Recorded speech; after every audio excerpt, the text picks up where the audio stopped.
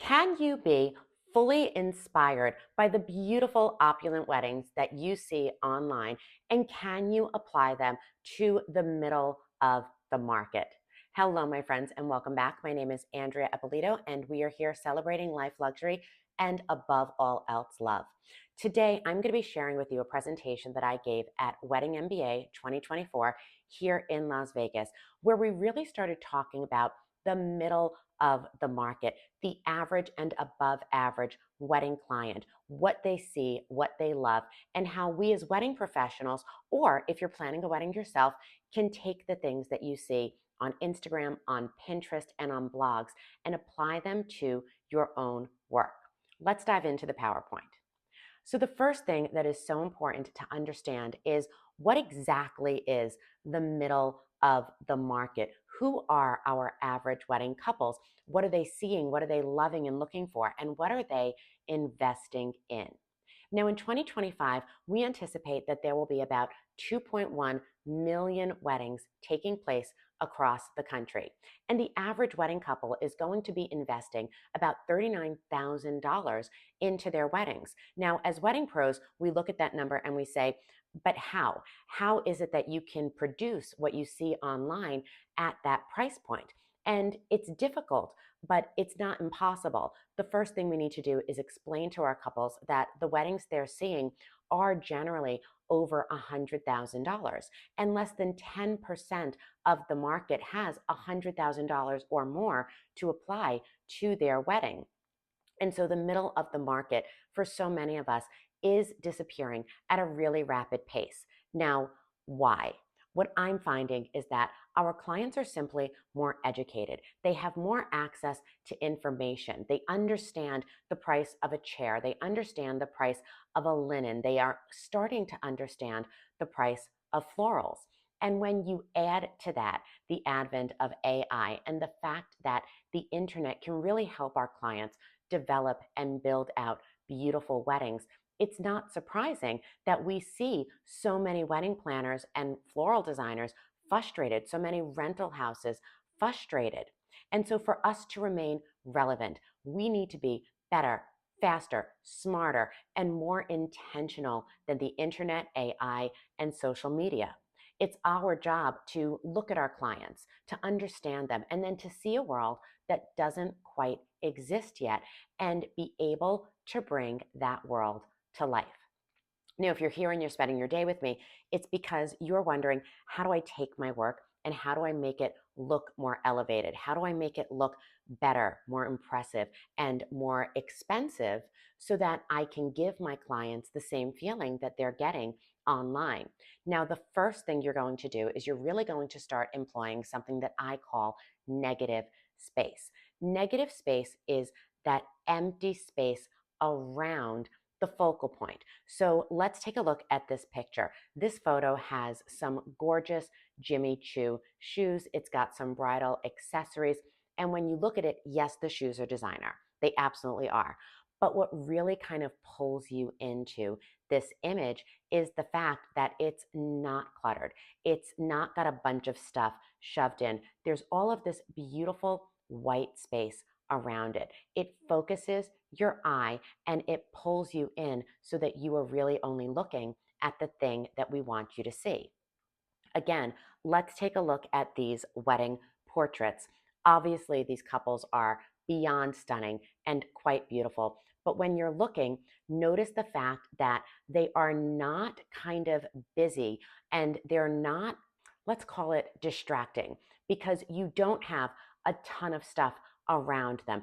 Yes, there's a time and a place to put your couple in front of the huppah, in front of the wedding arch, in the middle of the room.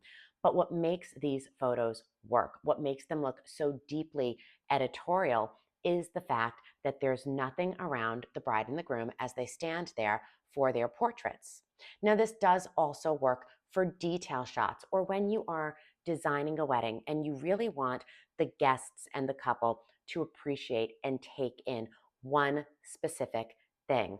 This is a wedding that I produced here in Las Vegas this last September, and the ceremony structure was a very big risk. It wasn't overly floral. It wasn't traditional. It's actually something that I kind of conceived while playing with AI. I saw somebody else doing some AI work, and I thought, gosh, that would really kind of, play beautifully in a ceremony. And so what I did was I left everything else empty at the front. No big trees, nothing crazy, nothing to divert your attention. It's a very big and bold statement that says, yes, this piece is important, it's luxurious, it's expensive, and I don't want you looking anywhere but here. And then when we placed my couple in front of the structure that kind of has been nicknamed the ghost, you didn't see anything but the bride and the groom in front of this massive piece with chandeliers and light and candles. And it was just so lovely. And it looks very, very upscale. I'm going to give you another example. This was actually for an Indian wedding. This was the mandap that we created. And you'll see that there's a minimalism of negative space all the way around it. It works in ceremonies really, really well because you can have one piece. And here we did these great big green mounds. Now, greenery tends to be a more affordable option, but truly anything that you do en masse is going to look really rich and really expensive, as long as you don't kind of, confuse the space by adding a ton of other items. When you're looking at these pictures, I want you to think about the difference between going to shop at, say, Chanel or YSL. When you walk in, all of the shelves are so beautiful, so clean. They are really, really open and available so that you can see and take in the quality of the product. You don't have a whole lot muddied around, as opposed to if you went to, say, a grocery store or a big box retailer like a Target, where there's so much stuff, it's hard for you to focus. Negative space allows you and your guest, it allows the eye to focus and to take in the one big thing that you really want them to see. The next thing that we are seeing as we inspire our clients to really spend a dollar and make it look like it's spent two is to do a return to restaurants. Now, why are restaurants such a great place for weddings, even formal weddings? It's because so much is built in. This particular restaurant that I'm showing right now is completely ornate. Yes, the opposite of negative space. But it goes to show you how you can take someone else's worldview, someone else's style, and really double down on it. What do restaurants have? They have gorgeous themes. They have beautiful wood detailing. They have grand entrances. Weddings have the sound system perfectly built in. They have amazing lighting. The furniture is so beautiful and so lovely. All of the tablescapes are already done for you. And so you can be in a restaurant and you can just kind of softly add a couple of pieces to it. You can add some very light florals. You can add some menus. And then when you put the people in there, this entire space just looks and feels so much richer than it would if you were in a ballroom. And it's so much more affordable because here the plants are there, the tables are there, the chairs are there, the lighting is there, the sound is there. And on top of it, you are going to benefit from having such incredible high quality food. In this last image, I'm showing you how you can take two elements, being in a restaurant and the negative space, and use them to create images that are really, really powerful and that make your work look much more elevated. In this photo, again, we have a beautiful set of shoes. We also have really fun, approachable food and a lot of negative space so that the viewer, whether they're looking at you on your website, on Instagram, or on Pinterest, can see the fact that yes, there were elements that were upgraded and elevated, like the shoes, but there were also things that were really approachable, like the French fries and the nuggets. The third thing that we are going to talk about here is scale. Now, what exactly does scale mean? People confuse scale in terms of wedding design. Scale is an item's size in relation to another item. which means when you are playing with scale, if you have a very, very large space, you can go big in that space, or to juxtaposition, you can go really small. If you have a tight space and you put a lot of big things in it, it's going to look cluttered. Whereas if you are a little bit flexible, if you have one or two large items and then everything else comes down, you can appreciate the size and the width and the breadth of the items versus the space. So in this photo, this is a wedding that we did on the rooftop at Aria Las Vegas. When you are outside, there is no limit. The sky is the limit, and the sky is limitless. And so how do you ground a space like that? In this photo, you can see that we actually went ahead and we did these great big walls along the back. That created a barrier. We also scaled by doing these tremendous trees that people were able to look at and appreciate up against the vastness of the sky.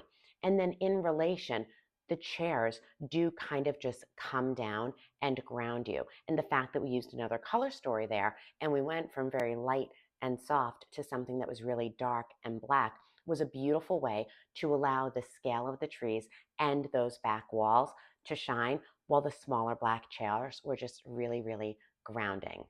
We also took and looked at the inspiration of trees. Trees are a lot of money. I love trees. I love designing with trees. I love creating trees. You see them as a motif that shows up over and over again in my work. But what if your client can't necessarily afford something that's that big? Take a look at this tree. Now, this is a non-traditional tree. It's something that I had sketched and Flowers by Edgar actually made for me. But this particular piece was 16 feet tall. It was custom crafted. We were required to have welders on site. We had permits. We had electric running with those chandeliers. The price of each one of these is over 5 figures each. And I think we had 6 or 8 of them in the room. That's a tremendous investment that a client may not be able or willing to make. So how do you take something like this and apply it to a client that perhaps wants the look but doesn't have the budget? In this version, we really took it and we scaled it down. We took the look and the feel of the big, tremendous green tree. And instead of being a standalone, we turned it into a tabletop escort card display. Now, the height of this from the floor to the very, very top was only about 8 or 9 feet. We were able to cheat that height by using the table and then placing this on top of it. We used very affordable seasonal greens. We had no construction cost. We were able to take it and move it to another area for later on in the evening when we were doing dessert. And this piece was priced at less than $1,000. It's a great way to take the big, expansive look and feel that you've seen, be inspired by it, and give it to your client in another direction. Now, this works in things that aren't just greenery. Imagine a centerpiece where perhaps you can't afford to do a big, huge flowering tree in the middle of 4 serpentine tables. Instead, you can do something with manzanita branches, another item that is very, very affordable. You can add a touch of florals and then do some crystals hanging to give you a very similar look and feel and inspired by look without breaking the bank. You can do one big tree. This particular piece was about 6.5, 7 feet tall. Again, made with branches. We used all real flowers here, but you could technically use silks, crystals, and then by putting some of the flowers just around the base, we were able to make it look really full and lush without having a $10,000 cost. Another way to spend $1 and make it look like you spent two, to be really cautious and really effective with your budget or your client's budget, is to lean into outdoor weddings. Now, outdoors, these spaces are beautiful. They are majestic. They are expansive. And there's so much already built in. You have the sun, you have the sky, you normally will have the grass, you'll have built in floral hedges. So for this wedding, which we did up in Napa Valley, we used this beautiful grass lawn that was set amongst the vines. If you're looking over on the side, you are going to see a series of trees, and they were just beautiful cypress trees. We were like, all right, that's going to anchor our side. And then when we added things, they just embellished the natural beauty that was already there. And so we had these tremendous arcs done heavily in greenery, filled in with white florals. We were able to add white petals down the aisle. This really gave us the sense of the place is already beautiful. We're not trying to outthink the room, but we're adding massive pieces only where they matter, only where they're going to be impactful. And we let the space do the heavy lifting for us. The same thing if you are lucky enough to live near a body of water, whether it's a lake or the ocean, the blue sea, the blue sky. It's so incredible. And then in this photo, we just lined those aisles with a mix of roses, wildflowers, and greenery. Again, we used a really thick petal to highlight and to bring your eye down into the center. And at the front, two tall and towering pieces, but not overdone. We didn't do the entire back. We didn't try to cover anything. We really let the outdoors be our leverage for a gorgeous, beautiful setting. So when you're searching for a venue and you are going to be outside, start looking at the landscape architecture and say, what can I use? How can it be something that already exists that we're paying for because we're paying for a room rental, but we are not needing to bring anything in? I personally love hedge walls. I think that they are a great way to enclose a space. And for this wedding, we actually found a location at the Ritz-Carlton Bacara up in Santa Barbara. There were these great hedge walls. And I said, oh my gosh, if they're on three sides, I can just bring in two more, very affordable as a rental. I can put some very small florals, kind of bringing you into the space. It looks luxe, it looks elevated, it looks rich, but we didn't need to break the bank in order to get there. Another thing to do if you're outside, especially if you are at a beach, is to look at the color story and say, okay, a beach has a ton of like beautiful beige, white sand. The sky is already going to be lightened up. It's going to have this beautiful blue or this beautiful clear sky look. What is one thing that I can put there in the negative space of the sand and the sky that really kind of pops? And here, when we were in Cabo San Lucas, we built this beautiful round circular bar. We added the color pattern that we had used in some of our stationery, and we just used these big trailing wildflowers. An absolute gorgeous way to make a statement in the outdoors, because everything is already so beautiful that by adding to it ever so slightly, you're able to really make it look very, very rich. And when you look at the rest of the wedding, nothing here is over the top in terms of we didn't build anything, we didn't double down on height, we weren't trying to compete with the sky because you simply can't. And so instead, we said, okay, let's ground it, let's bring it in, let's really add a color that doesn't quite belong on the beach. Let's add something unexpected. We stayed with the natural tonality. We stayed with that kind of beige sand wooden color that played well with the sand. But for the florals, we really, really went deep, vibrant, and very, very sexy. It made the outdoors look amazing. And now don't forget that at some point at night, it does get dark. Simple bistro string lights are going to be cost effective, but incredibly impactful in the outdoors. They can really help anchor your space, highlight the area that you want your guests to be in, and it's just a beautiful way to bring an outdoor space to life. The next thing that we are going to talk about are what I call the 3 R's: repurpose, reimagine, and reuse. Again, how do you spend $1 and make it look like you spent 2? How do you take the things that your clients are investing in and use them over and over and over again? This was one of the biggest tricks that I employed when I was first starting out, and it's something that I still use today. So let's look at this particular ceremony. White carpet, very expensive. White drape, very expensive. These just pristine, elegant, elevated white chairs. These chairs can cost anywhere from $35 to $45 each to rent. The mounds of greenery. And then if you look off to the side, you'll see that the entry was just kind of lined with these massive, massive orchids. I didn't want to spend all of this money and only use it for 30 minutes. And so instead, when we went to the next space, we were really saying, how do we get in there and how do we bring things to life? And so we transformed this space, and I'm going to let you watch the video now.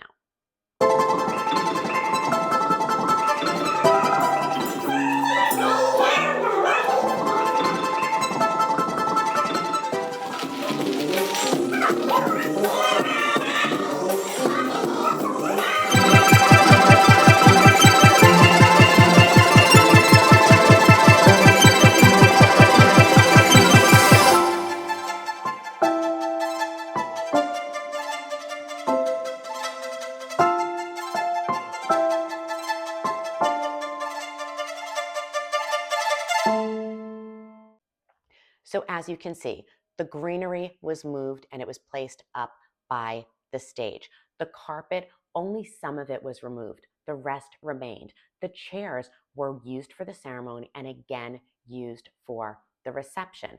And the same thing with those orchids. We took them off the side and we put them right in the center, creating this gorgeous garden for people to see. Now let's do another room flip. This is another time where we had carpet, we had drape, we had tables, we had chairs, we had a lot of stuff. And I wanted to use the same room because that allowed me to only pay one room rental. I wanted to use the carpet throughout the evening. I wanted to use the chairs over and over again. And so here you can see how we took the items that were already there and we leveraged them from ceremony to reception. Go ahead and take a look.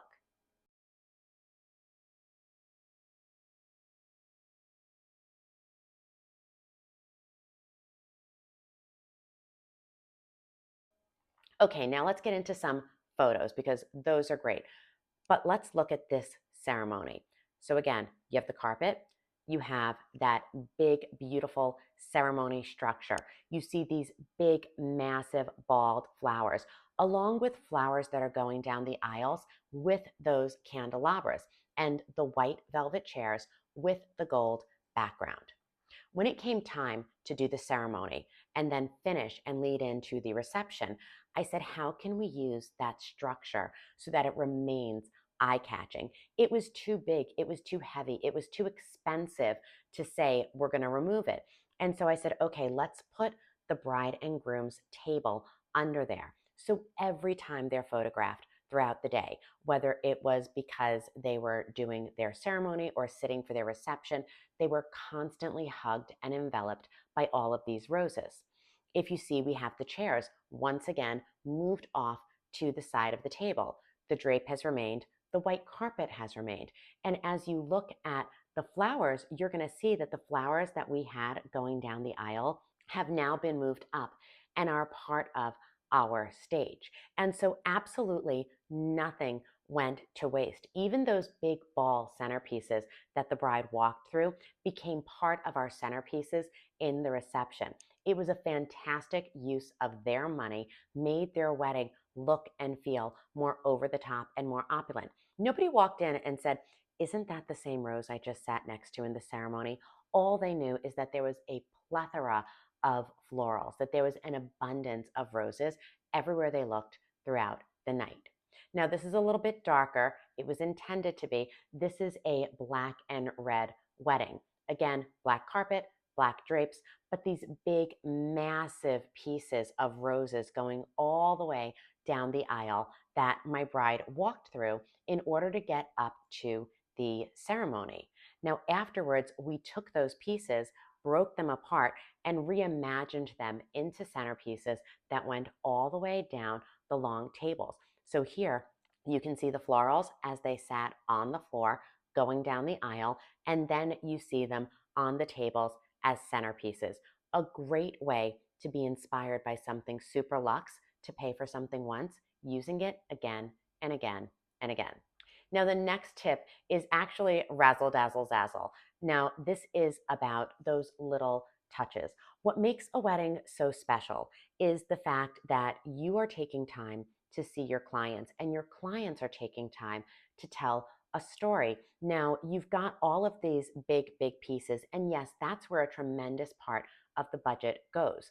But a way to elevate it with just a minimal investment is to do custom printed pieces. Now, here we had cocktail napkins at our welcome party, and we had this couple actually had 4 dogs, but these are 2 of the dogs that we took their photo, turned it into a sketch, put it on the cocktail napkin. Everyone just loved it.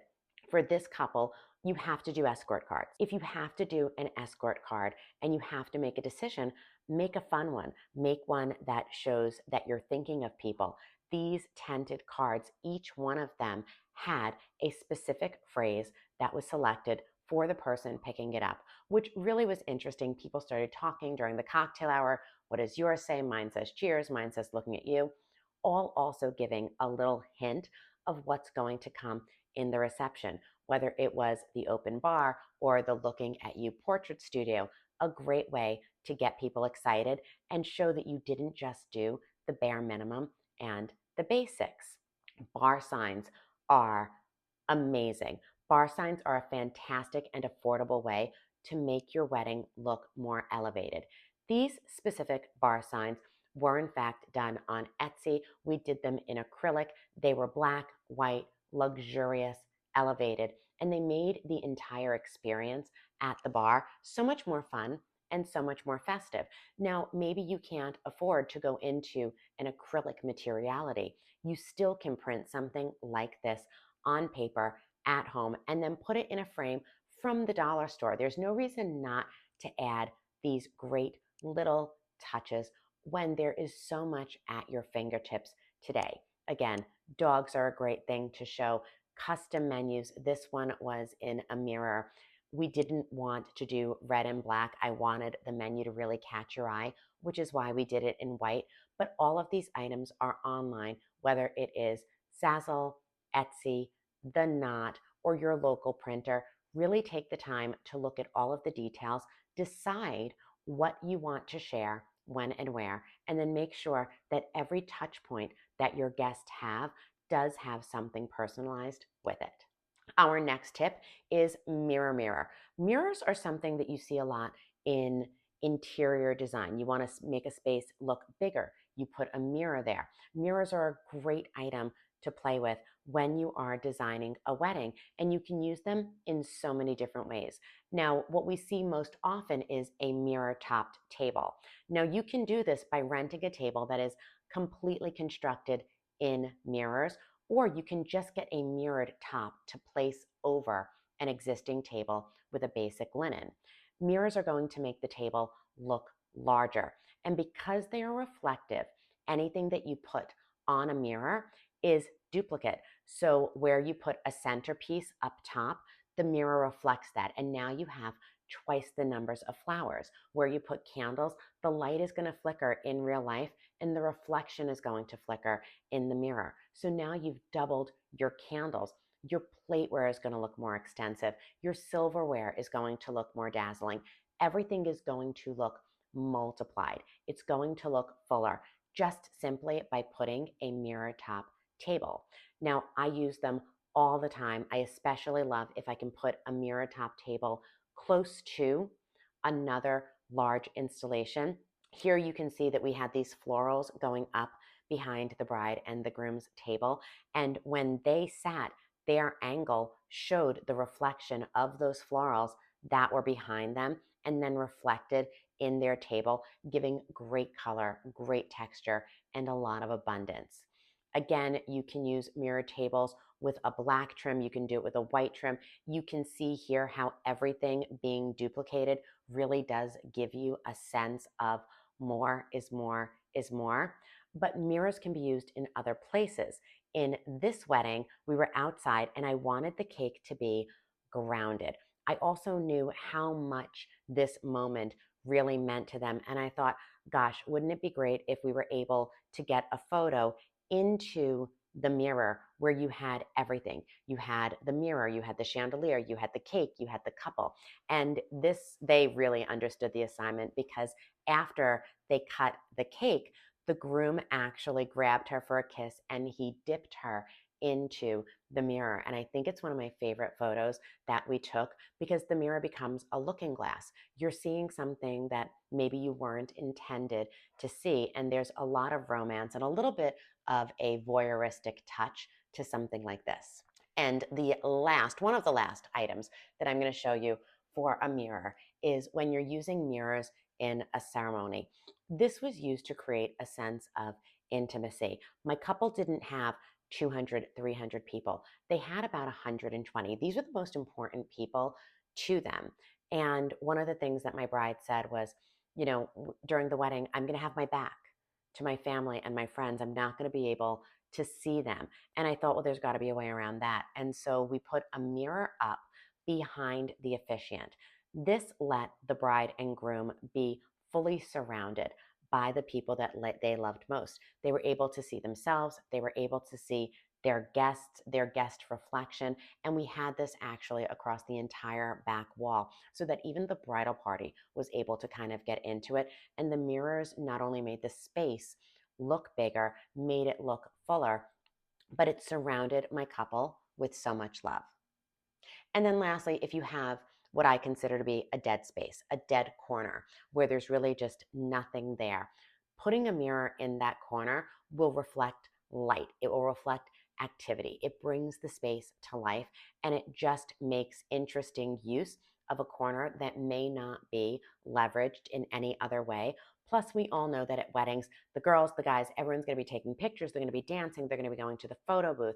Putting a mirror there gives everyone a place to stop, check their lipstick, check their hair, check their tie before they move on. And now they don't actually have to leave the reception in order to go to the restroom and take a look at themselves. Last and final, one of the things that I really, really love is a mirrored floor. Putting a mirror on the floor is just sexy, and it's beautiful. And again, reflective of the lights, the candles, the florals, and the crystals. I think it's something unexpected. A lot of people say, like, isn't it slick? Aren't you going to trip?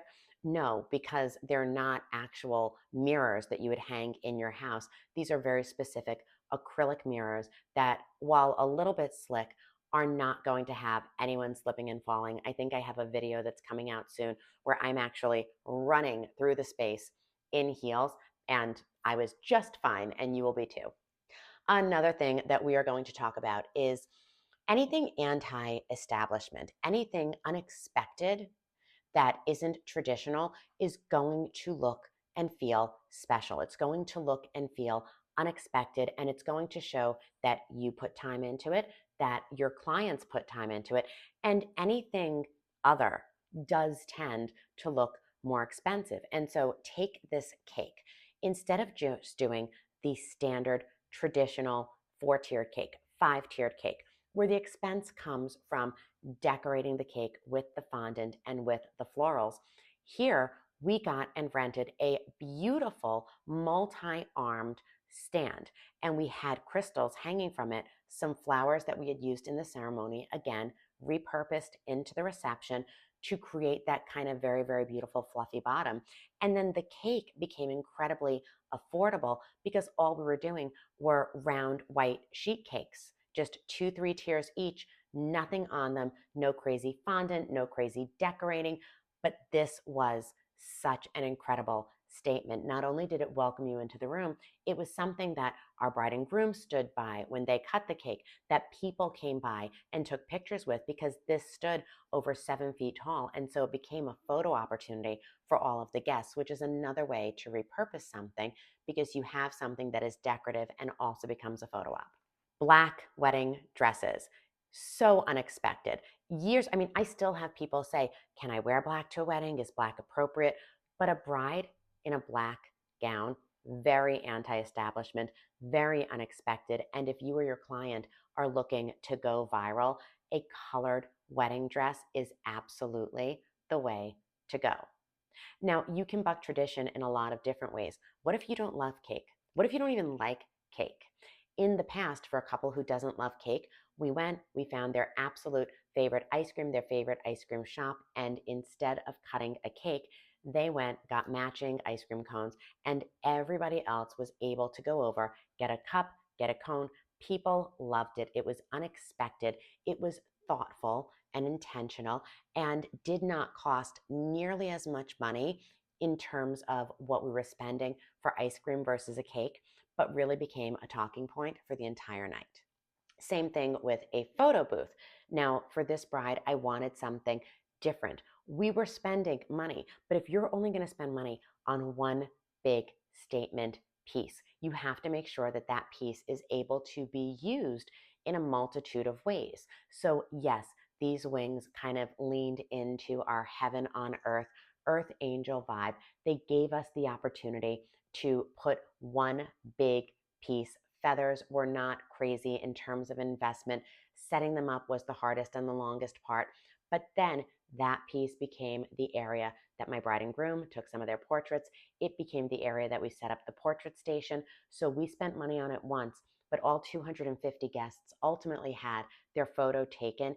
It was a way to put a big expense in one area and allowed us to pull back in others because that did the biggest heavy lifting for us. Another way to really make a big, big impact with something that can be very cost effective is to do extra large escort walls. Now, we see so many people doing escort card walls now for a number of reasons. Instead of having to do every single table number on every single card for every single purpose, a big extra large escort wall is something that you can produce for a couple of $100s that doesn't necessarily break the bank, but it's big, it's imposing, it takes up space, it can match your color theme. Here again, we did acrylic, we did black and white, very luxe, very shiny, very beautiful. We placed it in a gorgeous area. At another wedding, yes, we did it in black and white again, but this is not acrylic. This was just printed and then put on foam core. We put it up against an already existing green hedge wall so that it looked luxe, it looked rich, a small grouping of wildflowers at the bottom. And this looked very, very intentional, very, very couture. When you're playing with florals, you can do all sorts of things, and you can really encourage your florist to go to the floral market and say, whatever you can get en masse, whatever is in our color palette and in our color story. It doesn't necessarily need to be roses. It doesn't necessarily need to be orchids. It doesn't need to be tulips. You can find any number of really approachable, affordable florals and then take them and just put them around your flower wall and your escort card wall, and they are going to look really luxurious. Another way to spend some money, spend a little bit of money, but make it look like you spent a lot more, to be inspired by all of the elements of luxury that you're seeing online, but really bring it down to you, is with stacked table settings. We have seen the evolution from where previously we had tables with just silverware and a napkin. Then we started adding a menu to it. Then people were putting one plate or one charger. What we're really seeing now is stacked tables that are layered with a number of different elements. So here we have not quite, it looks very simple and it looks very clean. But when you look at it, you'll notice that's not a charger on the table. That's actually a printed placemat that was finished in this really kind of beautiful iridescence. Everyone has seen chargers and plates, but a placemat with the bread and butter plate next to it with those smoky glasses, everything was intentional. Everything played well together, but nothing was too matchy-matchy. They are cousins, not twins. And the way that that kind of shell white placemat plays with the white orchids ties together an otherwise really dark table. Another thing that we have done is we've gone with multiple chargers, multiple plates. Now, sometimes I'll have a groom or somebody say, why do we need all this if we're not actually eating on that? No, you're not, but it's a part of the experience. It's a part of the beauty. It's a part of the design. When you look at this, you see we have that kind of goldy bronze textured charger at the bottom. Then we have a very white, clean plate where the interest comes from the scalloped edge. We've wrapped it in black. That's yet another layer. Added a white, black, and gold plate on top of it, and then pulled it together with the orchid. This is stacking at its finest. It's layer after layer of texture, color, pattern, and when a guest sits here, it really does look very rich and very luxurious. Now you can do this with black on black or any color that you want to use tonally. The trick is you want to have an interest in shape, you want to have interest in finish, and you want to have an interest in shine and texture. So here you see we have that great mirrored table. On top of it, we have a very, very high gloss, very fluffy, very fluttered kind of floral starburst charger. On top, so that that kind of shine doesn't overwhelm you, we've placed a black matte plate, and on top of that, a very ornate white and black menu that kind of has a richness to it, a little bit of velvet, a little bit of, kind of soft, heavy handedness. This is a way to keep the color story completely in line, but that looks really rich, really interesting. And you can rent these pieces truly for just a couple of dollars each. Now, today we went through all of the different ways that you can be inspired by the luxury weddings that you are seeing online. Some of the things that you should be looking to incorporate into your own work or your own wedding are negative space, returning to restaurants, scaled size, whether that's scaling up or scaling down, outdoor weddings where you can leverage the beauty of nature, the 3 R's of design, razzle dazzle zazzle, printing things that are hyper customized to you, mirror mirror on the wall, being anti-establishment in any way possible, escort card walls and large installations, and setting the table beautifully for your guests. Now, I'm going to share with you that at Wedding MBA, I offered a very, very deep discount on my wedding designer masterclass. I gave everybody this code so that it was WMBA 2024 for 50% off the Wedding Designer Masterclass.